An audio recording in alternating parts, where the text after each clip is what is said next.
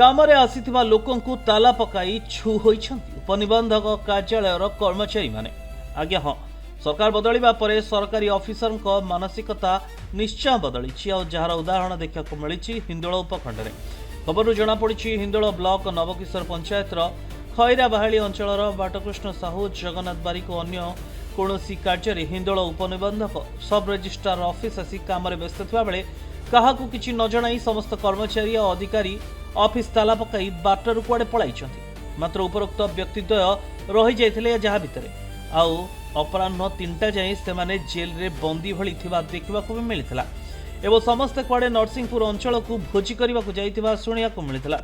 ତେବେ କୌଣସି ସରକାରୀ ଛୁଟି ନଥିବା ବେଳେ କିଭଳି ଦାୟିତ୍ୱ ସମ୍ପନ୍ନ କାର୍ଯ୍ୟାଳୟର ସମସ୍ତ 3 ଜଣଙ୍କୁ ଅଫିସରେ ତାଲା ପକାଇ ପଳାଇଥିଲେ ତାହା ଚରମ ଦାୟିତ୍ୱହୀନତାର ହିଁ ପରିଚୟ ଦେଉଛି ବୋଲି ଅଞ୍ଚଳରେ ଚର୍ଚ୍ଚା ଜୋର ଧରିବା ସହ ଘଟଣାର ଉଚ୍ଚସ୍ତରୀୟ ତଦନ୍ତ ପାଇଁ ଦାବି ହୋଇଛି।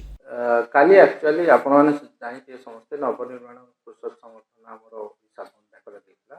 ଆମେ କିନ୍ତୁ ବିଧିବଦ୍ଧ ଭାବରେ ଯେପରି ଅଫିସ୍ ଖୋଲିବା କଥା ଖୋଲିଥିଲୁ। ଲୋକ ମଧ୍ୟ ଯେ ଯାହାର କବଲା ଥିଲା ସମସ୍ତେ ଆସିଥିଲେ। ସେଥିରୁ 2 ଜଣ ଲୋକ ତାଙ୍କର ଆମର ଯେଉଁ ନାଗରିକଙ୍କ ପ୍ରତୀକ୍ଷାଳୟ ଅଛି ବା ୱେଟିଂ ହଲ୍ ଅଛି ସେଥିରେ ଥିଲେ। ଆମେ ଯେତେବେଳେ ଆସିଲେ ଅଫିସ୍କୁ ବନ୍ଦ କରିବା ପାଇଁ ଆମେ ଯେତେବେଳେ ଅଫିସ୍କୁ ଚେକ୍ କରିଥିଲୁ ସେ ଅଫିସ୍ର ୱେଟିଂ ହଲ୍ରେ କେହି ନଥିଲେ। ଆମେ ଦେଖିଲୁ ଅଫିସ୍ରେ ମଧ୍ୟ ଆମର ଷ୍ଟାଫ୍ DO ଆଉ ସବରିଷ୍ଟ ମିଶି 3 ଜଣ ଆମେ ବାହାରକୁ ପଳାଇଥିଲୁ। ପରବର୍ତ୍ତୀ ମୁହୂର୍ତ୍ତରେ ଆମକୁ ଖବର ଆସିଥିଲା ଯେ ଅଫିସ୍ ମଧ୍ୟରେ 2 ଜଣ ରହିଛନ୍ତି।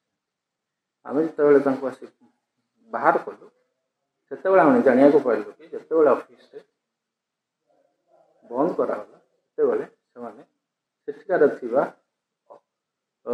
ପରୀକ୍ଷାଗାରକୁ ମଧ୍ୟକୁ ଯାଇଥିଲେ। ଯାହା ଦ୍ୱାରା ଆମେ ସେଠି କାହାକୁ ପାଇବାରେ ଅସମର୍ଥ ହୋଇଥିଲୁ ଓ ପରବର୍ତ୍ତୀ ମୁହୂର୍ତ୍ତରେ ସେ ଆସିବା ପରେ ଜଣାପଡ଼ିଥିଲା ଯେ ଅଫିସ୍ର ତାଲା ବାହାରେ ପଡ଼ିଯାଇଛି। ଆମର ଓଡ଼ିଶାର କୃଷକ ସଂଘ ଯେଉଁ ଓଡ଼ିଶା ବନ୍ଦ କାଲି ଡାକରା ଦିଆହେଇଥିଲା ତାକୁ କଂଗ୍ରେସ ଦଳ ସମର୍ଥନ କରିଥିଲେ। ଅଫିସ୍ କାର୍ଯ୍ୟ ସୁଚାରୁ ରୂପେ ଚାଲିଥିଲା ବେଳେ କଂଗ୍ରେସ କର୍ମୀମାନେ ଆଉ କୃଷକମାନେ ଆସିକି ଜୋର ଜବରଦସ୍ତ ଅଫିସ୍ ବନ୍ଦ କରିବାକୁ ପ୍ରୟାସରତ ହେଲେ। ଇତିମଧ୍ୟରେ ଉପନିବନ୍ଧକ କାର୍ଯ୍ୟାଳୟର କର୍ମଚାରୀମାନେ ଭୟଭୀତ ହୋଇ ବାହାରକୁ ପଳେଇ ଆସି ଅଫିସ୍ର ସୁରକ୍ଷା ଦୃଷ୍ଟିରୁ ଗେଟ୍ ବନ୍ଦ କରିଦେଇଥିଲେ।